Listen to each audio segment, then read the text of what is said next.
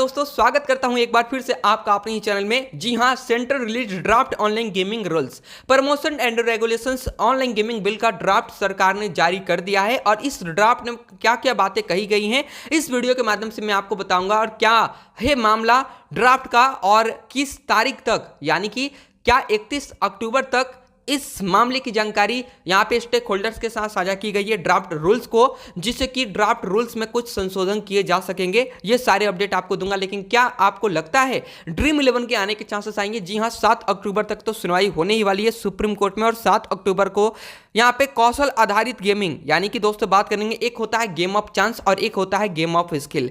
Game of skills को लेकर के बहुत सारी कंपनियां सुप्रीम कोर्ट में का दरवाजा खटखटा रही हैं। उससे पहले तो ड्राफ्ट तो रिलीज हो गया, यानी कि सरकार अपना अलग काम कर रही है और वहीं बात करें कंपनियां सुप्रीम कोर्ट में भी अलग काम कर रही हैं। और 7 अक्टूबर तक एक बहुत ही बड़ी खुशखबरी आ सकती है। और हां, 1 अक्टूबर तक अभी तो बिल को इंप्लीमेंट नहीं किया गया है, तो इसका साफ साफ रीजन ये है, गवर्नमेंट भी नहीं चाहती है कि ड्रीम 11 जैसी बड़ी बड़ी कंपनियां बंद हो इंडिया में, ताकि 20,000 करोड़ टैक्स का मामला सरकार के हाथों से यूं ना चला जाए। तो सारी चीजें आपको बताऊंगा और क्या इस ड्राफ्ट में है। और ये promotion and regulations of online gaming bill का ये जो ड्राफ्ट रूल्स रिलीज किए गए हैं, इसमें किन किन बातों का ध्यान दिया गया है, ये सारी चीजें आपको इस वीडियो में बताऊंगा। तो जी हाँ, चैनल पर नए चैनल को दिल से सब्सक्राइब करके जोड़ें और वीडियो को एक लाइक जरूर करें। तो चलिए स्टार्ट करते हैं। 7 अक्टूबर को दोस्तों सुप्रीम कोर्ट में सुनवाई होने वाली है और ड्रीम 11 जैसी कौशल आधारित गेमिंग कंपनी जिसने जो online gaming promotion and regulations के खिलाफ पिटीशन फाइल किया, उसको डायरेक्ट 7 अक्टूबर को कुछ तो फैसला आ ही जाएगा। और मुझे लगता है कि ड्रीम 11 जैसी बड़ी बड़ी कंपनियों के खिलाफ कुछ अच्छा ही फायदा सुनाई देने वाला है, यानी कि अच्छी मतलब इनके ही फायदे में आपको खुशखबरी सुनाई देने वाली है। तो सबसे पहले बात करते हैं, ये गेमिंग बिल, सरकार ने ऑनलाइन गेमिंग बिल के रूल्स जारी किए हैं और इस रूल्स में क्या क्या चीजें हैं ये आपको इस वीडियो के माध्यम से बताऊंगा। बनाई जाएगी ऑनलाइन गेमिंग अथॉरिटी। जी हां, देखिए सरकार ने ये जो गेमिंग बिल्स का ड्राफ्ट जारी किया ना, रूल्स का ड्राफ्ट जारी किया ना, इसमें इन्होंने साफ साफ कहा है कि हम यहां पे एक गेमिंग अथॉरिटी बनाएंगे। और इस गेमिंग अथॉरिटी का काम क्या होगा? 3 चीजें होने वाली है। 3 गेमिंग अथॉरिटी का काम ये बनाने वाली है और इसमें 3 भागों में बांटा जा सकता है। जैसे कि अब जितनी भी कंपनियां, जैसे कि पहले जो कंपनियां होती थी ना, मार्केट में मुंह उठाकर आ जाती थी और अपने मन के मुताबिक सारी चीजें करती थी, चाहे वो अपारदर्शिता ही क्यों ना हो। देखिए, अगर आपको पता होगा कि ड्रीम 11 की अगर हम मान ले तो बहुत सारी ऐसी कंपनियां हैं जो कि पूरे आईपीएल के सीजन में 165 करोड़पति, 87 करोड़पति, 72, 75 करोड़पति बनाती थी। लेकिन क्या सरकार की नजरें उन करोड़पतियों पे गई कि वो करोड़पति आखिर है कहां गए उतने करोड़पति जो कंपनियां बना रही हैं? तो ये सारी चीजों की अब पारदर्शिता में रखी जाएंगी, रजिस्ट्रेशन होगा और गेमिंग अथॉरिटी इस सारे चीजों का। तो सरकार अपनी गेमिंग अथॉरिटी बनाने के बाद जितनी भी कंपनियां सरकार के अधीन रजिस्टर होंगी, तो वो सारी की सारी निगरानी सरकार के द्वारा भी रखी जाएगी। तो बात करेंगे गाइस, ऑनलाइन गेमिंग बिल सारे ई स्पोर्ट्स को अथॉरिटी के पास रजिस्टर करना होगा। इस ड्राफ्ट में ये लिखा गया है, पहला पॉइंट, अथॉरिटी के पास रजिस्टर कराना होगा जितनी भी सारी स्पोर्ट्स कंपनियां हैं। बिना रजिस्ट्रेशन के कोई भी सोशल गेम नहीं चलेगा इंडिया में। गेम में बदलाव से पहले अथॉरिटी को जानकारी देनी होगी और कंपनी को कानून के पालन की अंडरटेकिंग देनी होगी। यानी कि अगर हम बात करेंगे तो गेमिंग अथॉरिटी के पास ये सारे के सारे डिसीजन होंगे। अब जितनी भी कंपनियां होंगी, अगर इंडिया में अगर आपको रहना है, कंपनियों को अगर सर्वाइव करना है, तो आपको रजिस्ट्रेशन भी कराना होगा। और आप अपने खेल में कुछ भी बदलाव करने उससे पहले आपको यहां पे जानकारी देनी होगी गेमिंग अथॉरिटी को, जो कि इस गेमिंग अथॉरिटी को नियुक्त किया जाएगा। और इसकी यहां पे मुख्यालय कहां पे होगा, इसके बारे में भी आपको बताता हूं। तो सबसे पहले हर एक बातों को ध्यान से समझते हैं। सरकार ने ऑनलाइन गेमिंग बिल के रूल्स जारी किए हैं। इस पर 31 अक्टूबर तक सारे सभी स्टेक होल्डर्स से राय मांगी गई है कि क्या हमने ये जो यहां पे ड्राफ्ट रूल्स जारी किए हैं, इसमें क्या आपको क्या लगता है, इसमें कुछ चेंजेस यानी कि कुछ संशोधन किए जा सकते हैं? अगर आप कहेंगे तो हम इसमें संशोधन करेंगे। सरकार भी नहीं चाहती है कि ड्रीम 11 जैसी 20,000 करोड़ की कंपनियां जो हमें टैक्स प्रोवाइड करती थी उनको हम ऐसे ही जाने दें।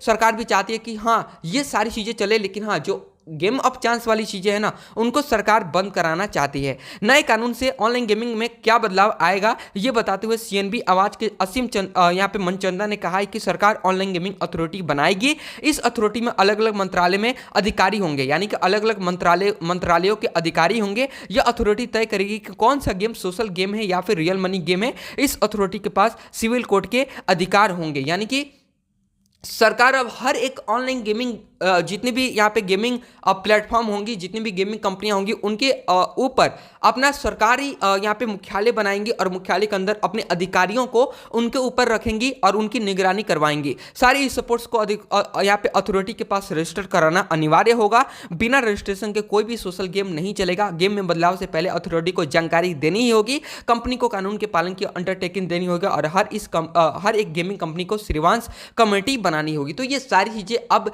जितनी और यहाँ पे ऑनलाइन गेमिंग कंपनियां जो आ रही थी मुंह उठा करके मार्केट में और अपने मनमानी कर रही थी, अब ऐसा नहीं चलेगा और सारी के सारे कंपनियों को अब भले वो 40% टैक्स के साथ ही क्यों ना चलना हो, लेकिन अब गवर्नमेंट के अंडर में ही चलना होगा।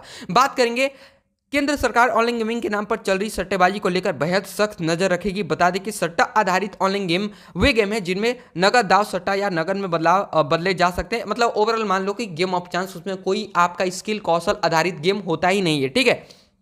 इन्हें पूरे देश में प्रतिबंध किया गया है। प्रस्तावित अथॉरिटी का मुख्यालय दिल्ली एनसीआर में होगा। जी हाँ, आपको ये जो गेमिंग अथॉरिटी बनाई जाएगी इसका मुख्यालय दिल्ली एनसीआर में होगा। इसमें आईटी मंत्रालय यानी कि आईटी मिनिस्टर जो है आईटी मंत्रालय के भी अधिकारी होंगे, प्रसारण मंत्रालय के भी अधिकारी होंगे और युवा मामले के भी अधिकारी होंगे, वित्त सेवाओं के अधिकारी और कानूनी विशेषज्ञ सदस्य होंगे। यानी कि सारे यहाँ पे मंत्रालयों के अधिकारियों को इसमें नियुक्त किया जाएगा। ड्राफ्ट बिल के मुताबिक ई स्पोर्ट्स युवा मंत्रालय के तहत आएंगे, जबकि सोशल गेम सूचना और प्रसारण मंत्रालय का अधीन होंगे, जबकि इनके रेगुलेशन की जिम्मेदारी इलेक्ट्रॉनिक्स आईटी मिनिस्टर के माइटी के द्वारा दी जाएगी। यानी कि यहाँ पे चीज़ों को इस ड्राफ्ट में रखा गया है। देखिए 3 कैटेगरी में बांटा गया और हर एक कैटेगरी को अलग अलग काम दिया गया है, जिससे अगर हम बात करेंगे युवा ई स्पोर्ट्स युवा मंत्रालय के तहत आएंगे, ठीक है। ई स्पोर्ट्स जो यहाँ पे गेमिंग होती है ना, युवा मंत्रालय के तहत में आएंगे, जबकि सोशल गेम सूचना और प्रसारण मंत्रालय के अधीन होंगे, जबकि वहीं रेगुलेशंस और जिम्मेदारी रेगुलेशंस की गेम में कितने लिमिटेशंस लगाए जा सकते हैं, रेगुलेशन क्या होंगे, वो आईटी मिनिस्टर डिसाइड करेंगे। तो ये सारी चीज़ें इस यहाँ पे ड्राफ्ट बिल में दिए गए हैं और ये सारी की सारी चीज़ों को मानना होगा। लेकिन जो सबसे इंपॉर्टेंट है ना, कंपनियों को यहाँ पे रजिस्ट्रेशन करवाना अपने खेल के, अगर आप अपनी कंपनी में खेल का अगर कुछ भी चेंजेस करो उसकी जानकारी आपको गवर्नमेंट को पक्का तौर पे देना होगा। तो ये सारी चीज़ें यहाँ पे मेंशन इस ड्राफ्ट बिल में की जाएंगी और इसको स्टेक होल्डर के साथ यहाँ पे रिलीज कर दिया गया है, ताकि स्टेक होल्डर्स 31 अक्टूबर तक अपनी